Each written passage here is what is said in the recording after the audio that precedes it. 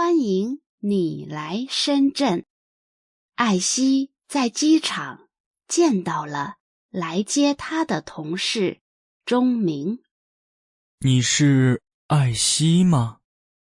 是的，你是钟明吗？是的，欢迎你来深圳。谢谢你来接我。不客气，你的中文很好，是在哪儿学的？大学，我在大学学了4年中文。以后，你的中文会越来越好。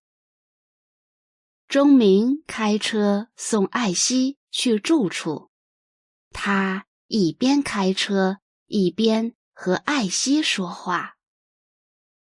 艾希，公司为你找的房子就在公司附近，我先送你过去。好的。你觉得深圳怎么样？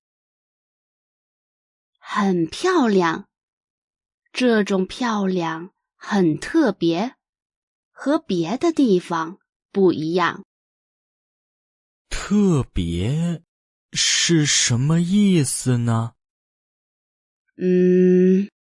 我的中文还没学好，我说不出来。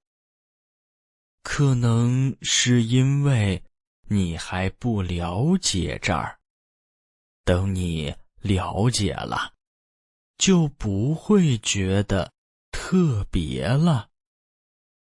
这儿和你看过的其他那些漂亮城市是一样的。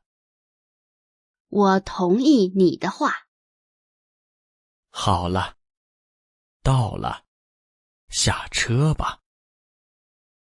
你看，那儿有个女孩，她是公司人事部的小月，她会带你去房间。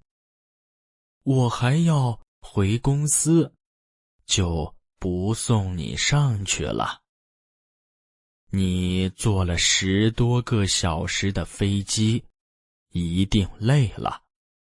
晚上好好休息。谢谢。不过这么晚了，你还有工作吗？是的，还有些邮件没有看完。好吧，那我们明天再见。明天见。